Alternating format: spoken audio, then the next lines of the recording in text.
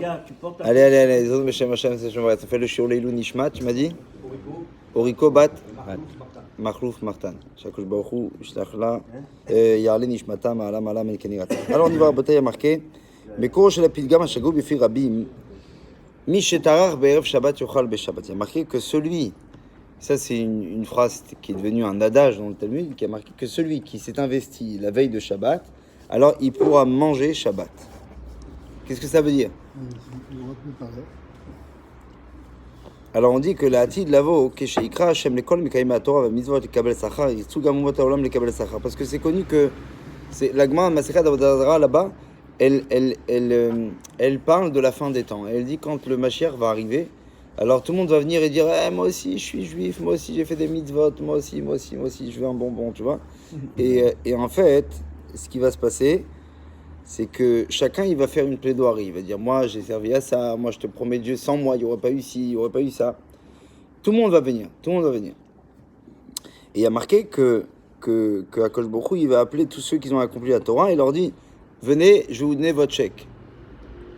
Alors, Yomar Lahem Akadosh Baruch Hu, il y a marqué que les nations du monde vont arriver. Et il y en a qui vont avoir le culot quand même de dire à Dieu bon écoute, nous on n'a jamais rien foutu, ça c'est vrai, ouais, mais à partir de maintenant on va faire. Très sincère.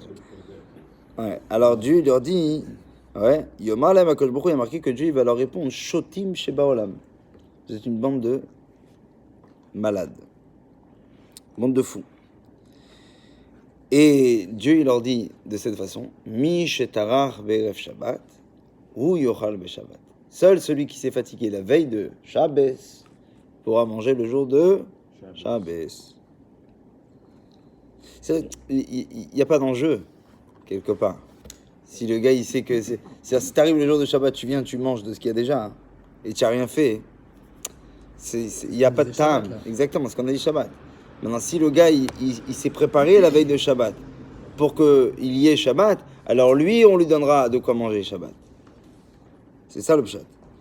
Il dit Malay Makadosh Baruch Hu shatim yom mishtar be'erev Shabbat lavin seuda lachin seuda chal Shabbat.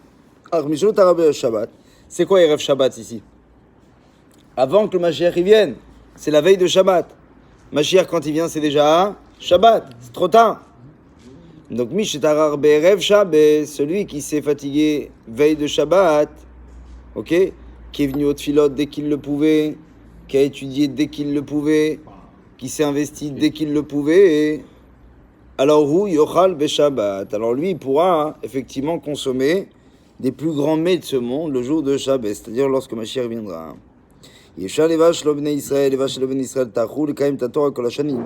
Ataim zochim lekabel sachar. C'est pour ça que vous venez maintenant et vous réclamez d'avoir la Torah alors que vous n'avez rien fait. On dit qu'un jour, un des petits-fils du Hadmour de Gour, ouais, il faut savoir que dans les chassidou, il y a des chassides qui sont très très branchés mitzvot, tfilin, tout ça. Et il y a des chassides qui sont très très branchés Torah. D'accord? Quand je dis Torah, c'est l'étude de la Torah. Alors, c'est connu que les Belz, par exemple, Gour, par exemple, c'est des chassides où c'est des chassides qui sont très très branchés sur l'étude de la Torah. Il y a marqué là-bas que le Hadmour de Gour, qui était le Chidouché Harim, qui était un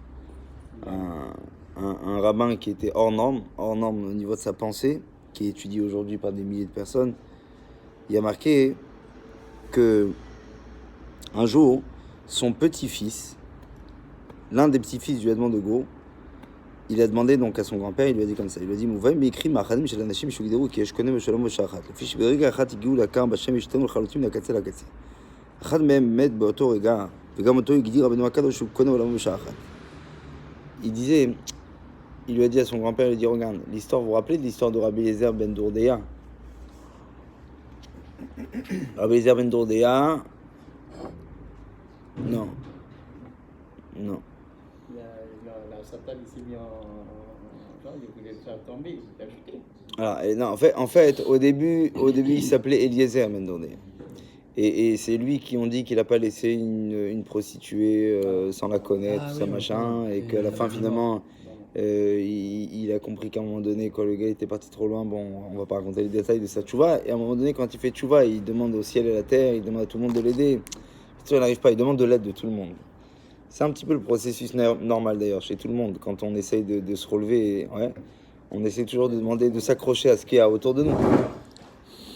Et en fait la vraie conclusion, c'est quoi? C'est qu'on arrive qu'il y a qu'une personne sur qui véritablement on peut compter. C'est sur ses propres forces et non pas sur la force des autres. Et Rabbi Eliezer Ben Dourdei est arrivé, on dit que, qu'est-ce qu'il a fait? Gab, il priait, hein, il a mis sa tête entre ses jambes et il est mort comme ça. Yatsa Nishmato. Et la Gemara dit qu'à ce moment-là, il y a eu une voix céleste qui a retenti dans les cieux, qui a dit ouais, que Rabbi Eliezer Ben Dourdei, Mezouman le Chaye Olam Haba, qu'il est invité à rentrer au Olam Haba. Sur ça, hein, Rabbi Yehuda Hanassi, il avait dit, regarde, on l'appelait Rabbi, le gars, tu vois, Rabbi. Alors que le gars, toute sa vie, il a fait un truc, tu vois, Las Vegas, quoi, tu veux dire, Hata. Non, c'est vrai, le mec, il s'est... Je sais pas, non, je sais pas, je peux pas dire ça, mais en tout cas, c'est ouais.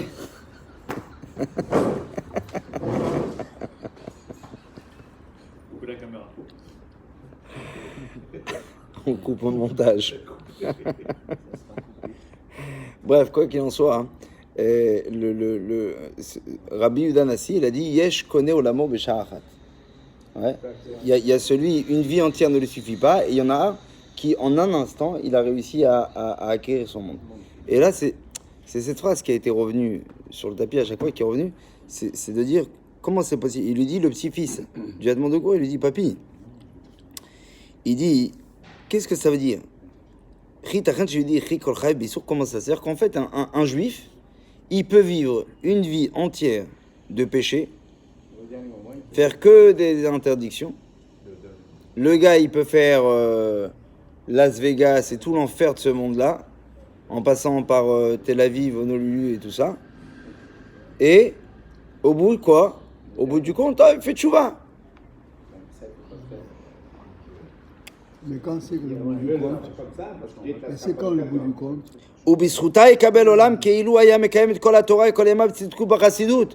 Donc le gars, on considère qu'il est tzaddik, chassid, alors que toute sa vie il a fauté. Donc il demande le petit-fils à son grand-père. Il dit donc quoi? Donc c'est-à-dire qu'un type il peut s'éclater toute sa vie, et à la fin de sa vie il fait tchouva, et on va considérer que toute sa vie il a été quoi?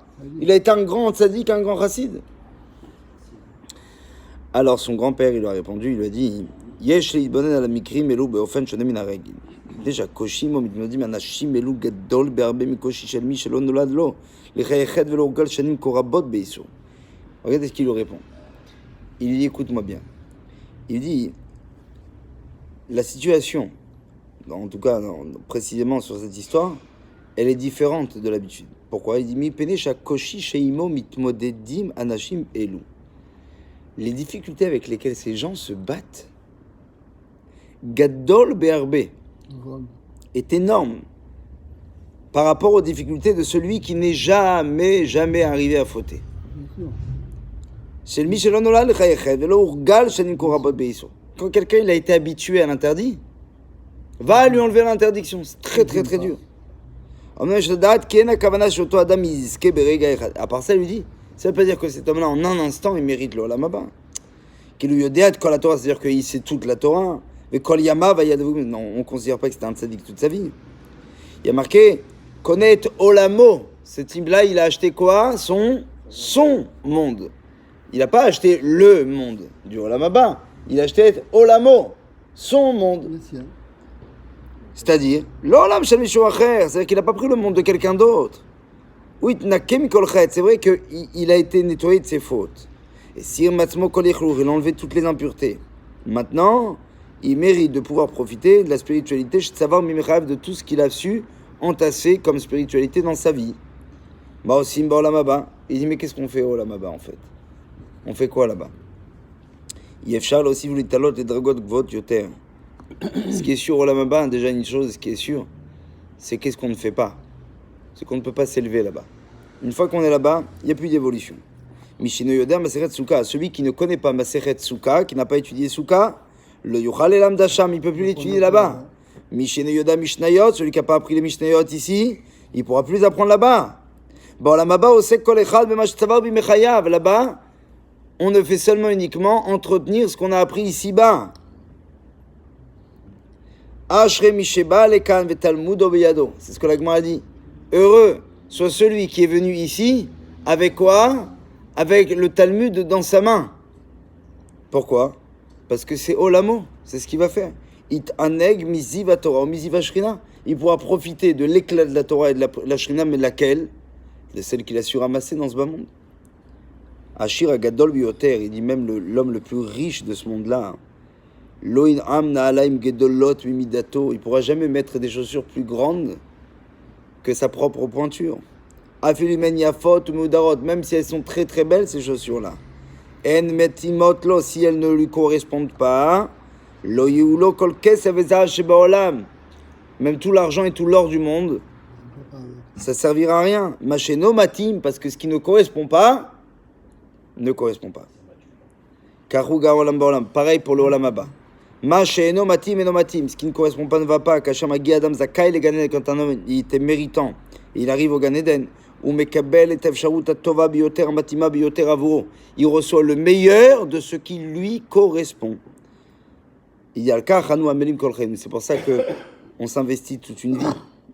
Mais Soupar chez Rapraim de Vologine, Inch'Allah et Rabo, on raconte que Rapraim de Vologine, plus besoin de dire qui c'est, qui était lui-même un des plus grands talmides du Gaon de Vilna, et il a demandé à son Rav, il lui a dit au Gaon de Vilna, il lui a dit Rabbi, Oil viadou amasfarim magazim shirou le choladam la darat pachot, maseret arav al-bouria kedeli bachen alem beolam haemet. Il y a marqué que on sait très bien qu'on va nous interroger sur ce qu'on a étudié. D'accord?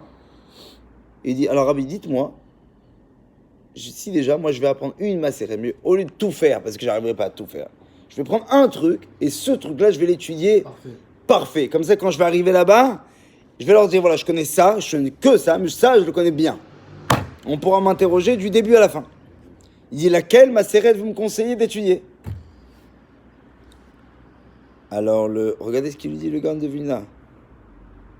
Les gars, tous ce soir, à 18h45. Masechet Souka.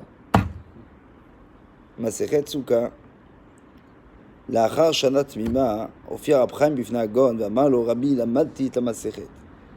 Une année plus tard, Abraham de Vologine. Une année plus tard, Abraham de Vologine qui vient et qui dit c'est bon, j'ai appris. Je ne sais pas si vous imaginez le niveau.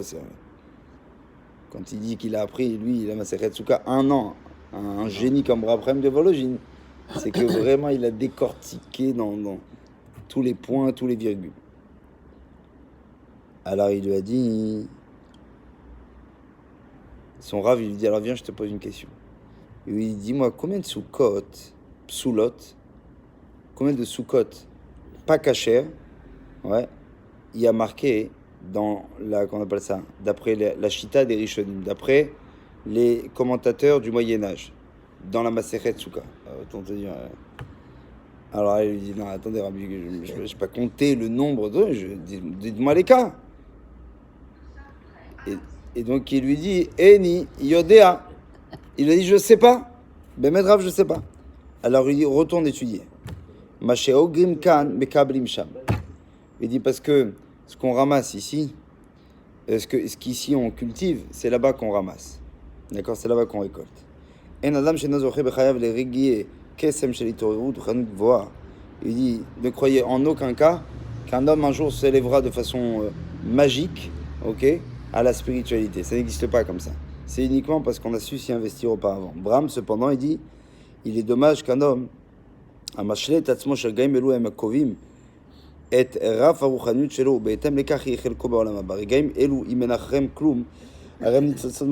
dit par contre parfois l'homme il a des opportunités. Il y a des moments de sa vie où c'est des occasions. On t'offre l'occasion comme une fenêtre qui s'ouvre et qu'on te dit voilà la fenêtre elle va s'ouvrir et elle va se fermer dans un certain temps où tu passes dedans maintenant et tu profites. C'est un moment de ta vie où tu peux vraiment changer, ouais. Ou alors tu laisses encore cette occasion repartir. Sait-on, est-ce que tu en auras une seconde chance de cette façon-là?